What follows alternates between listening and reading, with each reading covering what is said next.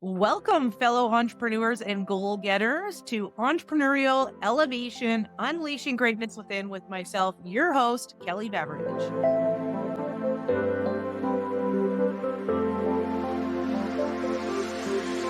All right. Good morning, everybody. Hope you're having a good day wherever you are chiming in the world.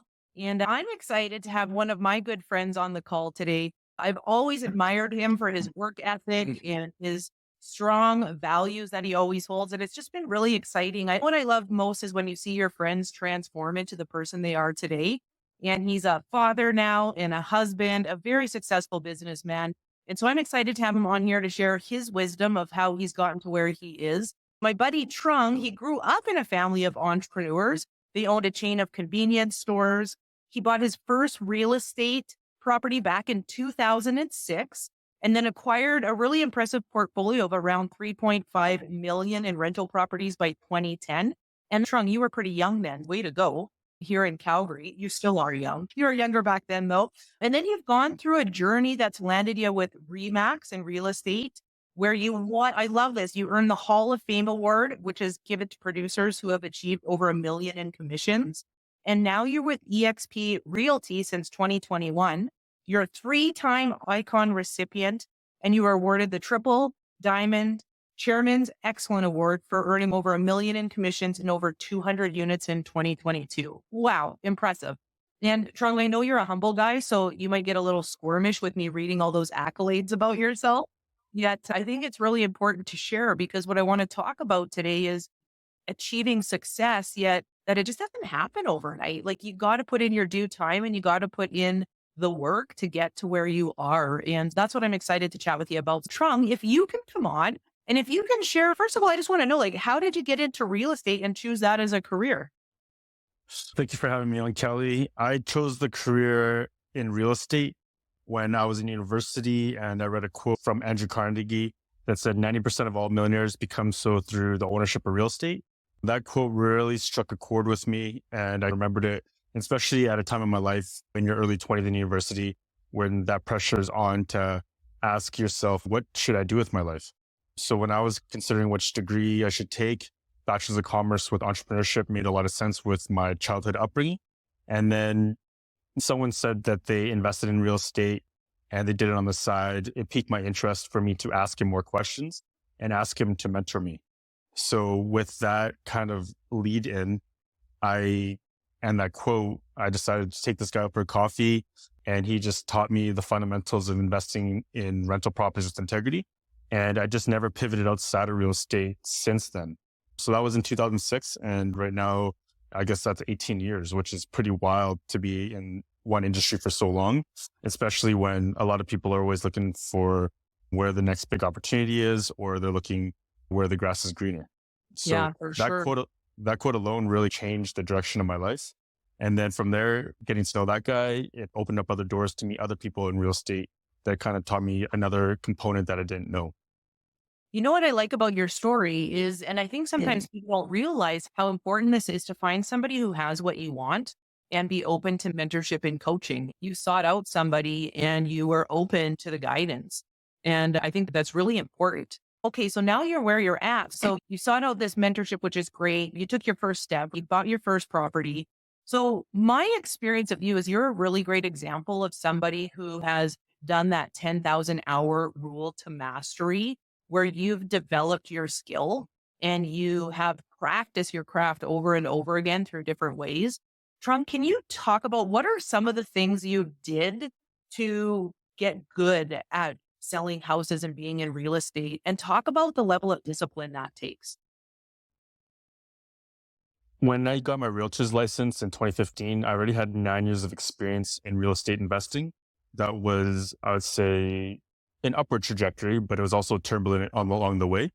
And with those life experiences of having some wins, but also having losses, really helped me understand what would be best for the client. And then I planted that tree of real estate experience in my early 20s. So by the time I got my real estate license, I had an abundance of real estate where I'm still learning now, but to help people with a real estate transaction, buying their first or second home or investment property, I already had that experience to help other people.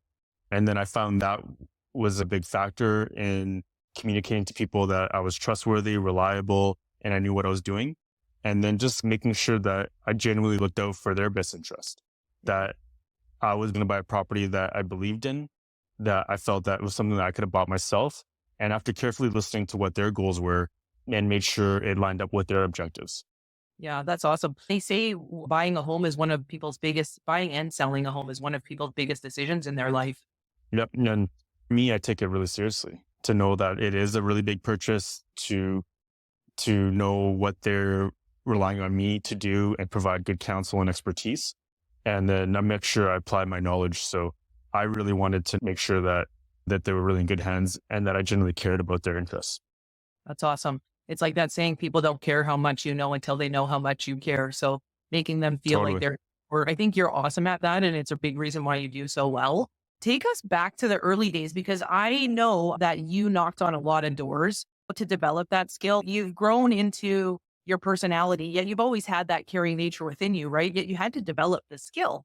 And so talk about knocking on doors, because it's not like you just get into real estate and all of a sudden you're selling homes like magic, right? Like you got to go through the grind and the learning curve to be awarded the commissions that come along with that effort. Definitely a lot of growing pains starting my career. And what I felt I had going for me was that I didn't have a lot going for me. So like I didn't have a lot of mechanisms or a database to grow my business. So door knocking was an opportunity that was brought to me when I was working for a home builder. And they gave me two options: work at the show home as a host and work your way up to associate, or go find land inner city Calgary that we can build on and sell the finished home. So I chose the opportunity to find lots because I felt it was pay for performance, work on my own schedule, and gives me some flexibility. And then when they gave me the areas to door knock, I had the area, had a loose script, practiced it 5 times, and I just went forward. I practiced in front of people, was miserable at it, but I just kept on going. And every time I knocked on a door, I just got a little bit more polished. I got a little bit more organized when they said maybe in a year. And then I just applied myself. And then so I just kept on falling forward, where it might not have been perfect, but I was committed to it and I was consistent with it, because at that time when I was in my late 20s, I didn't have a lot going for me. So I just kept on focusing on the opportunity that I had in front of me. Yeah, I love that. I love that you said that it wasn't perfect. It didn't always feel good, yet you were committed to it. And you brought up this word, the C word, consistency. What advice would you give somebody on how to stay consistent? Because I believe people are well intentioned when they say they're going to start to develop a skill or they want to get great at something and get results in an area in their life. And they get started, yet very few people continue with the consistency such that they get good enough. What are some tips you have? Because clearly you're great at being consistent. When it comes to being consistent, what helped was that I didn't have a lot of other priorities to distract me. I didn't want to leave the real estate industry because I already had a lot of experience in the industry. So I didn't want to start from scratch in car sales, tech, etc. I guess my why was big enough.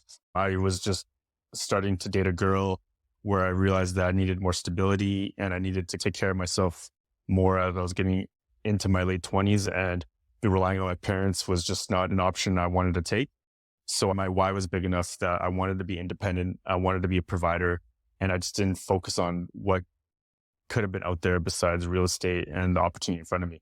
And I just did daily habits of making sure I did door knock a little bit each day so that I was making a little bit forward progress, which in turn made me just feel better that I was doing something towards my goal. Love that. So you had a strong why, which is always really important. It gets us out of bed in the morning, right? For our Hmm. goals. You were focused, you eliminated distractions, and then you didn't conquer the world all at once. You just did a bit every single day. And I think that's important for people to hear. As long as you practice your craft a little bit every single day, you will get better.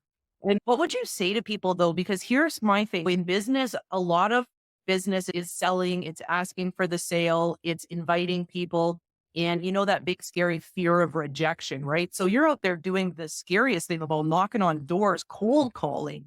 And Hmm. so how did you not let the fear of rejection stop you? And what would you say to people who worry about that? I think when it came to the fear of rejection, I felt I was okay with it because it didn't hurt my ego, because I just wanted to genuinely want to help them when they wanted to sell their house. So it was more of a timing thing. And so I didn't feel hurt because it just wasn't the right time for them. I also observed that even though I got rejected at one house, the next house was an independent scenario. So I should just put away the rejection on the previous house and know that this is a new opportunity. So I just compartmentalized any kind of potential rejection I had and knew that the next house was the next opportunity.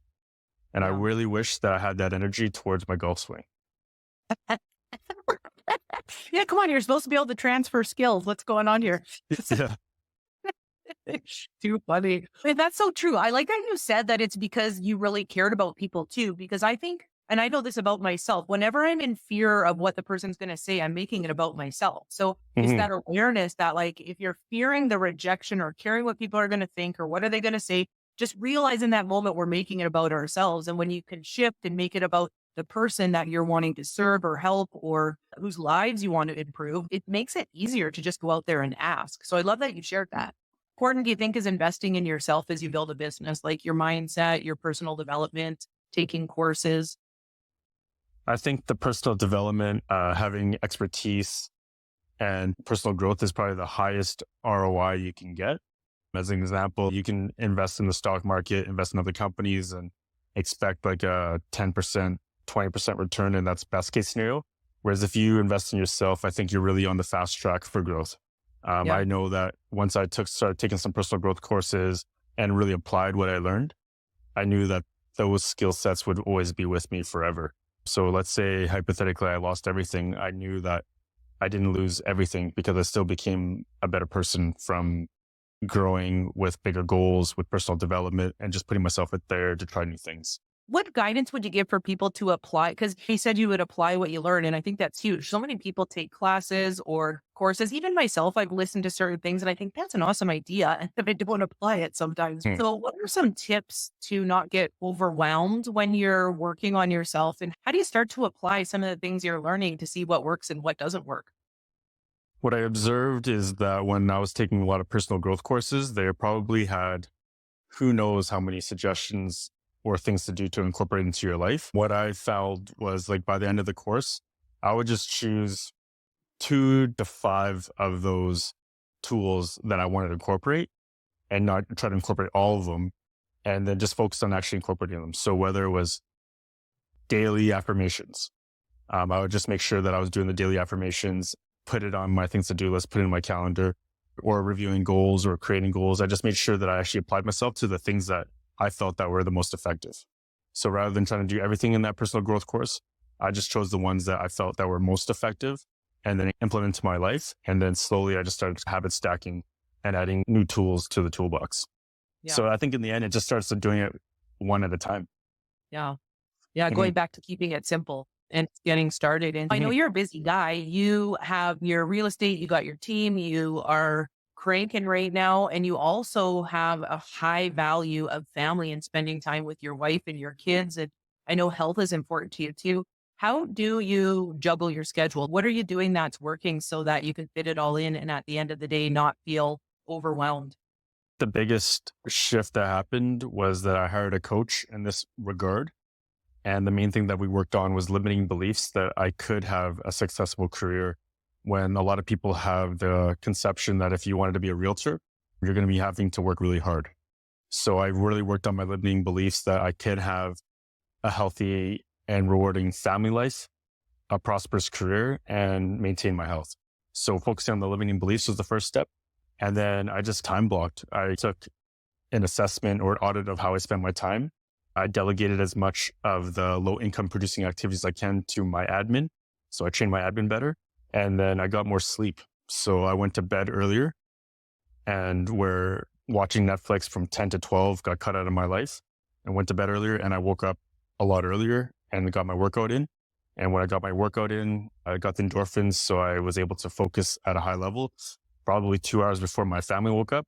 So I really took charge of the day where before I was pretty reactive. Went to bed, started watching TV at 9, went to bed at 11, woke up at 8 a.m. and I was pretty reactive. When I cut out the TV, went to bed earlier, focused on the exercise, I really started taking control of everything. And then I just do my best to get all my work done prior to 3 o'clock. So then I could focus on being a dad after the kids come home from school and then go to bed around 8:30ish, 9. I love that. And how good does it feel to be present? Because I think when you time block and you do your best to stick to it, obviously that's a learning process too. Do Hmm. you find that you're more present as well with what you're doing? So when you're working, when you're with your kids, you're with your kids. When you're with your wife, you're with your wife. And I think that alleviates a lot of stress in life too, because we're not feeling like we should be somewhere else, somewhere where we're at. Have you noticed a difference there?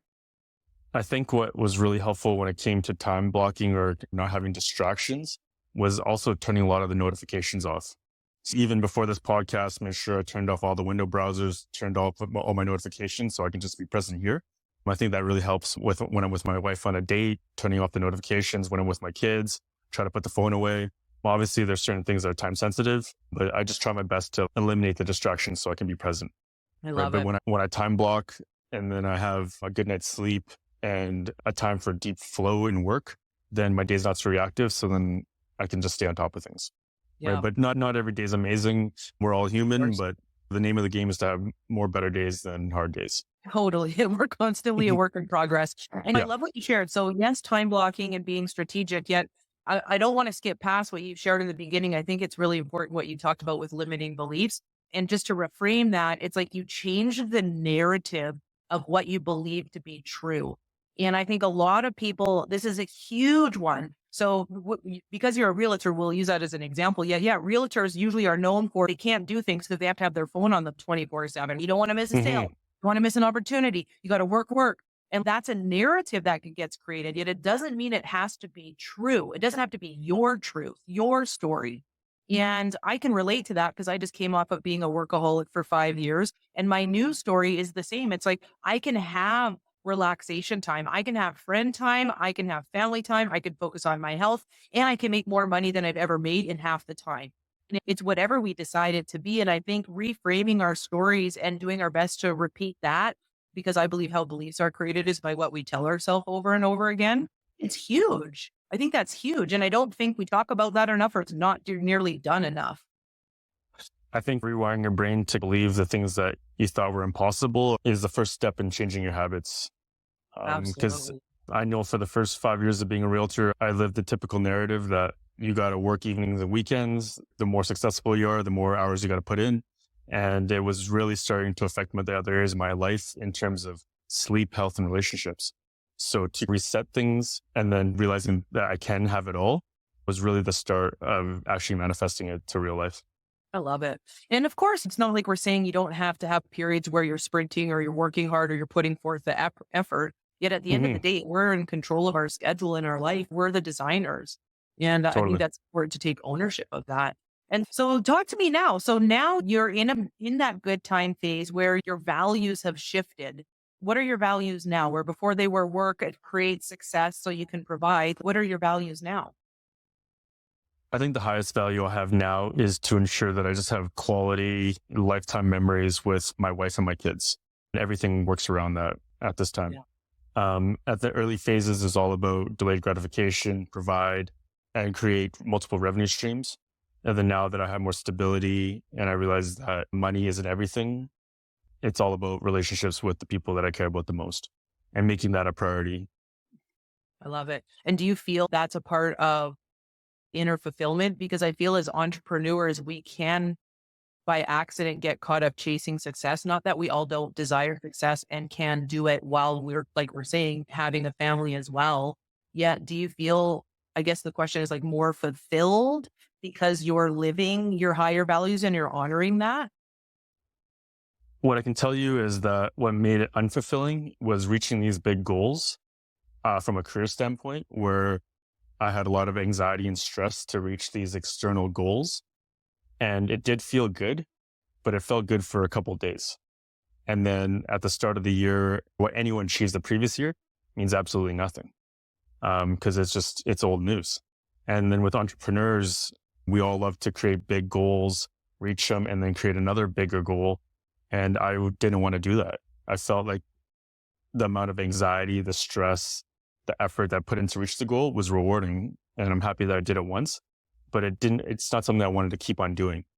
Whereas when I'm spending quality time with my kids, especially knowing that it's not going to last forever as they get older, and then my wife and I are not going to be seen as the most important person in their life, I find that doing the little things with my kids, I find really rewarding. And looking back in my mind about the time we had that weekend, or even looking at photos of us laughing, giggling, and doing the little things, I could say that it still gives me the warm and fuzzies. Whereas achievements from 2022, who cares? Who really cares? Yeah. Like, yeah, yeah, like it's cool, right? But who? I don't even care about them anymore. Right? Yeah. Like, it doesn't matter, right? Where I know that in my deathbed, I'm gonna just remember that I lived a fulfilling life with the quality time that I had with the people I cared about the most. You always hear in stories that people's biggest regret on their deathbed is they work too much. And work is fun; it gives you purpose. But I think with many people in this day and age, it's pursuing happiness is probably a bigger priority than the career. Yeah, I love that. I was going to ask you this at the end, yet it's in line with what we're talking about. What would you say now? Because I feel like as you've been on your journey, the different chapters, your version of success has changed. So what would you say it is now? What's your version of success? I think the version of success is to have goals, reach them, feel fulfilled. I also find that it's finding something, doing the things that make you the happiest the most. And it's a lot of it's not the epic, but it's the little things that you can find enjoyment out of. So enjoying the workout, the sweat to get the endorphins, enjoying that you are reaching your goals and you are moving, seeking fulfillment, and pursuing happiness with good quality memories with the people that you love, whether that's a quality stay-at-home dinner or a walk around the park with my wife uninterrupted, or even sitting on the couch with my kids while they watch TV and they're giggling at the cartoon. I think pursuing happiness is what is most important, and it doesn't have to be the epic. Yeah, I love that. And I also, it's like celebrating the small wins, which I think sometimes go unnoticed. Like you said, I think that's so cool. And what would you say to somebody, Trung, who is just getting started, right? Like you've got, like you said, 18 years, which is nuts when we think about how long we've been in our careers. So you've had 18 years under your belt of learning lessons and experiences and reinventing yourself. What would you say to somebody who's just getting on how to enjoy their journey, yet at the same time achieve their goals, achieve their version of success? What's some guidance you would give them? When it comes to that, I would say success leaves clues. What you're probably doing is something that someone has done before, unless you're like a true visionary. So then I reach out to those people and ask them for a coffee, come prepared, ask questions, and apply yourself. I find successful people, I think we've all learned that it's important to help others. So when someone comes to me and asks for help, is respectful of my time, comes prepared, I'm more than willing to help them. And back and they show that they've actually applied themselves, I'll continue to help them. So I would reach out to people who have gone where you want to go and ask them for help and apply yourself. Yeah, I love that. I believe in that too. And what do you think you've done so different such that you've gotten some amazing success? I really am inspired by your journey. And like I said, I know you're so humble. Yet, what do you feel you've done different, or how do you differentiate yourself in an industry where there's a lot of you, right? So, like, how do you stand out? I find that the attrition rate for being a realtor is very high. The stat is apparently after 5 years, 85% of realtors will not renew their license. So for me, I started young. I chose an industry that I was committed to and I never pivoted. So I was committed to real estate and understanding different components of real estate to differentiate myself amongst other realtors. Someone gave me this advice and I find it so true, is that there's enough business for everyone. Just keep on making relationships, focus on looking out for their best interests. Know that your network is different from someone else's network. If I give someone really good quality advice, I was okay with giving them that advice because it was very unlikely that me giving him whatever secret sauce I gave him was going to affect my business. So I just focus on staying in my own lane and focus on the things I can control. Yeah, that's awesome. And so that's crazy. 85% that start don't keep going after a year. Yeah, you know what? 5 It's years, actually 5 years. After 5 years. Okay. 5 years, So yeah. basically stay the course and you've got a 15% chance of being successful in making it in real estate. Stay the course. And Mhm, that's huge in itself. Just don't quit. mhm, And then number two, I love what you shared is come from abundance. There really is enough to go around for everybody. And I believe that to be very true. Not always mhm. easy to practice, yet when you can, it always works in your favor. It really helped to hear that very early in my career that there is enough business for everyone, especially now when the amount of people are getting their realtor license. To have that mindset that there is enough business for everyone, I think really helps with having an abundance mindset versus scarcity mindset. Yeah, for sure. And so tell me, speaking about how you differentiate yourself, how do you feel you stand out when it comes to customer service? Because you talked about caring about people, making it about relationships. So what are some tips you have around what you do different there? I think when it comes to customer service or myself as a business, as a realtor, like I don't think I do anything magical, but I just focus on doing the simple things extremely well and maintaining clients' expectations and making sure I keep my word. I know when someone tells me that they're going to do this, no matter how small it is, I just remember it. And then I just see if they actually do it. Whether it's like actually dropping off something that they said they're going to drop off in a couple of days. So I'm really big on keeping my word and then making sure my expectations are well maintained so that the client's satisfied. So again, like I don't do anything special, but I do say that I keep it pretty simple. And then the things I actually do, I try to focus on really flawless execution. Yeah. It's funny you said keep your word. Yet, like, it really is simple. It's just do what you say you're going to do and you will stand Hmm. out amongst other people. Yeah. And then if you don't think you could do it, then just be honest about it. And if you don't know the answer, just be honest about it, just to properly maintain expectations. Because I think Yeah. client satisfaction is really dependent on not giving them maybe the red carpet service, but also just making sure you have good expectations and you meet them or exceed them. Yeah. Next question, not just getting started, but like right now, what would you say to somebody over the next 5 years? I know your new version of success is to keep creating and producing, not necessarily setting the bar so high because you're wanting to focus on your family. Yet, what would you say with somebody? How do you take advantage of the market? How do you take advantage of what's happening right now over the next few years? If you are in building mode and you are in climbing mode. As a realtor, I would say if you really wanted to grow and build, focus on the highest dollar per hour task. And as a realtor, it's prospecting. Nothing matters besides prospecting. Most people's problems can be solved if they get enough people and they try to sell them their services. I think as a realtor, there's a lot of distractions on what you should be doing, what you could be doing. But if you focus on prospecting for most of your day, that's how you can grow your business substantially.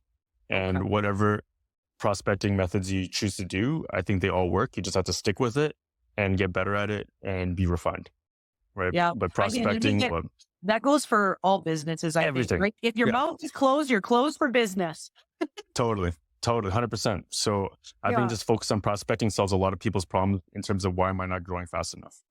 Okay. Mhm. How do you feel about social media these days? Because I'm in the middle where I've got some old school habits, I've got some new school habits. Yet I always think nothing beats picking up the phone and calling somebody or shooting somebody a message and saying, "Hey, can we connect?"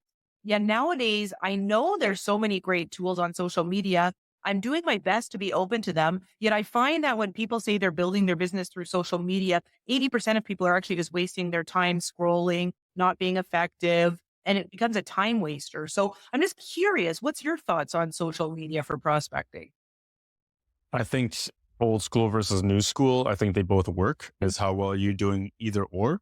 Yeah. In the world of automation, streamline, not enough in-person contact, I find that the old school methods are probably more effective because I think they're just a lot more genuine.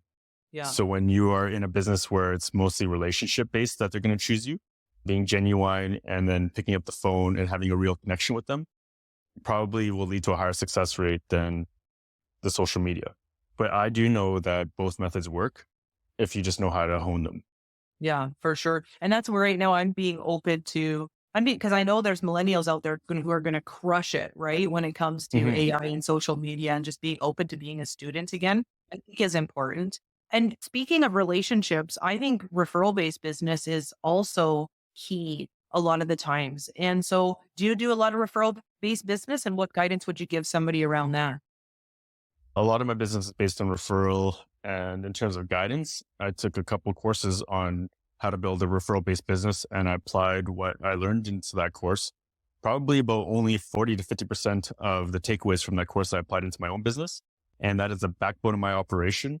And very little of my business model has changed in the last 5 years because I applied a little bit and it's proved to be effective and it's working. So in terms of people who want to build a referral based business, I would focus on building relationships. I was fortunate enough to take a course on how to build a referral based business and I applied myself. Right. And it wasn't that hard, but I actually did it. Mhm. What's one thing that you can give us? In terms of how to build a referral based business, Yeah. I would say keep in touch periodically.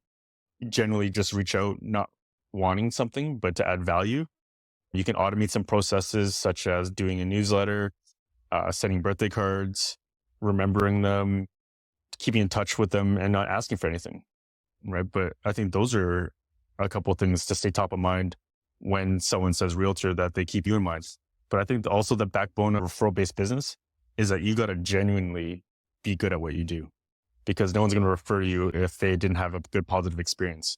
But if they had a good positive experience with you and you kept in touch and you're top of mind, then I think that's when the referrals come in. That's so true. And I think that's also a good time to point out you never know who you're talking to and how that person can help you. And so be kind to everybody. The deals, I've worked with clients where they felt like they weren't getting the time of day from another realtor because the price point was low. And I took it on just because that's what I would do. And they were so over to the moon of me giving them a chance to work with them and their level of service. And those small deals, those people became the strongest advocates for my business, where they truly went out of their way to say, hey, you should at least talk to this guy. Yeah, absolutely. People just want to be heard and listened to. So if you're willing to be that person, that's win-win.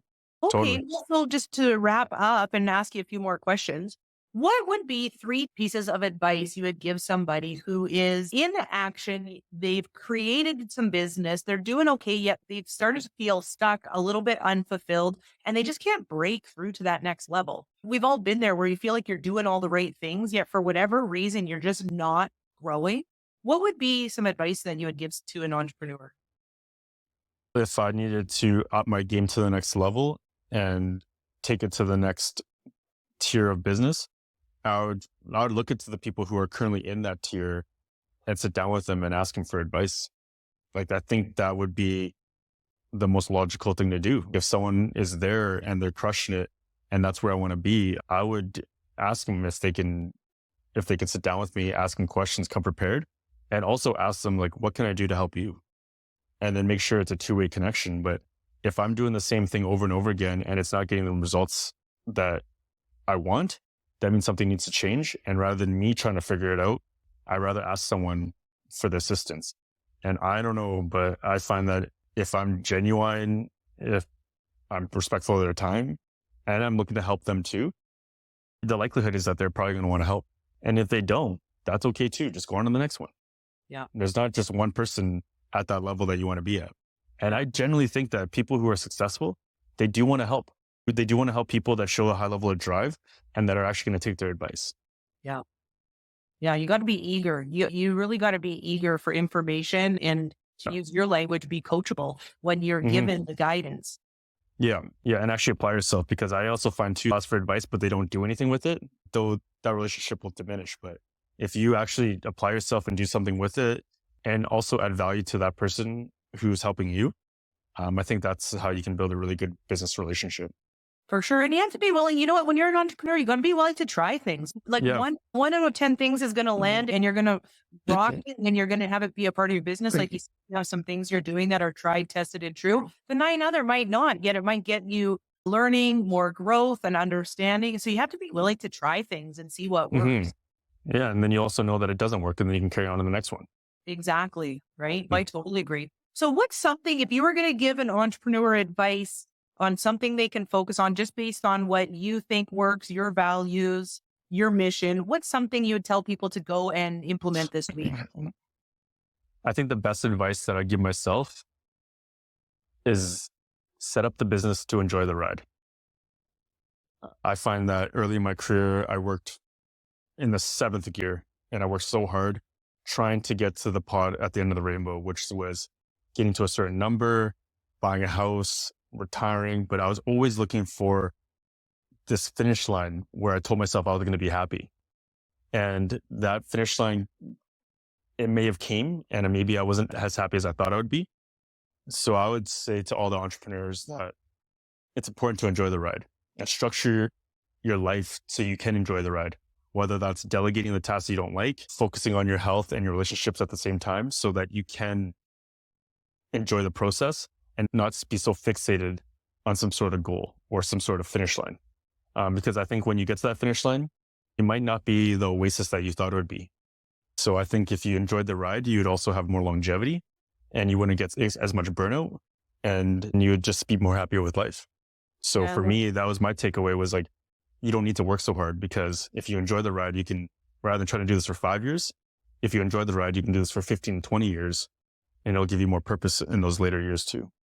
Totally. And it's about the person you're becoming as well. Like one reason to set big goals is about who you get to become along the way. And guess what? We don't ever arrive. Do you know what I mean? Yeah. Like, we never arrive. So it's so important to learn that. And that's something I'd give my younger self as advice too, is like really do some self-reflection around how to enjoy the journey, because what's the point if you're not enjoying the life you're living?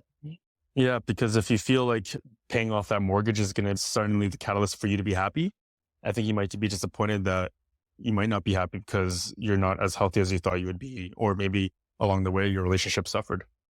Totally. Okay. So Trung, you've just dropped so many nuggets, like so much of what you shared. And obviously it comes with your wealth of experience, which is awesome.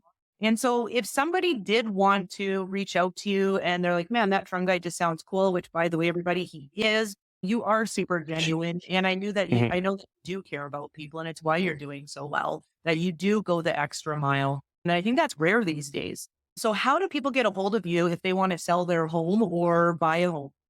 The best way to find me is just on my website. It's trungbien.ca, Trung, B as in boy, IEN.ca, and just leave an inquiry.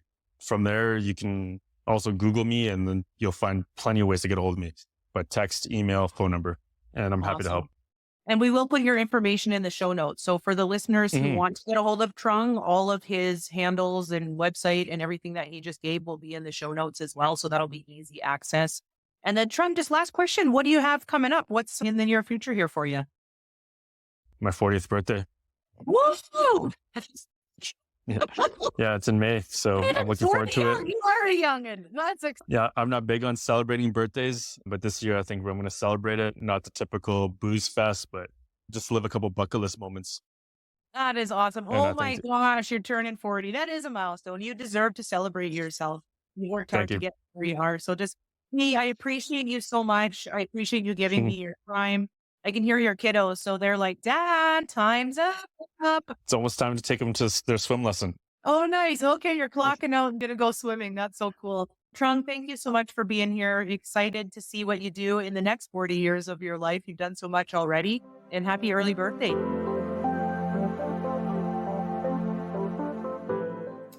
Oh my gosh, so many great tips and nuggets from Trung and his journey, and just what an inspiring story he has of really putting his head down, being disciplined, being committed to his goals, having a why, and putting in the work. And then as he is in his journey, realizing, oh yeah, don't forget to enjoy it, right?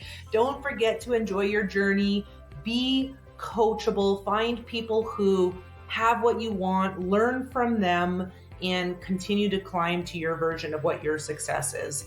And I love that. That was such a great episode. If you have takeaways or things you would love to share, I would love to hear from you. Go over to my Instagram at entrepreneurial_elevation and leave me some comments. I'll reply. I would love to hear from you. And as well, if you liked this episode and enjoyed it, please go and like and leave a positive review. That would be amazing, and I'd really appreciate it. Thank you so much, everybody, for listening. I'm really excited about the podcast and what we're doing, and so hope you're enjoying it too. With love, greatness, and success, this is Kelly Beveridge, and have an awesome day.